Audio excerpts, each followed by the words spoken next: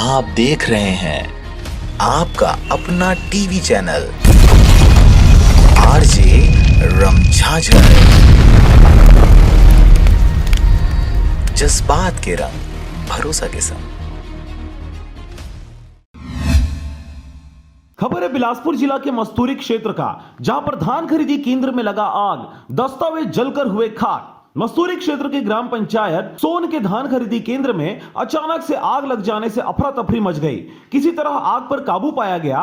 इस दौरान दफ्तर में रखे हुए सभी दस्तावेज जलकर राख हो गए। इस दौरान धान के स्टॉक में आग लगने से बाल बाल बच गया। शाखा प्रबंधक का कहना है कि इन्वर्टर में शॉर्ट सर्किट होने से यह आग लगी है। ग्राम सोन के धान खरीदी केंद्र में कुल 4 गांव के 987 किसान हर वर्ष 41,550 क्विंटल धान बेचते हैं। वर्तमान में 19,450 क्विंटल धान का उठाव हो गया है और अभी लगभग 22,100 क्विंटल धान केंद्र में बचा हुआ है। मौके पर चौकीदार की सूझबूझ से आग पर काबू पा लिया गया, लेकिन रखे सभी दस्तावेज जलकर खाक हो गए।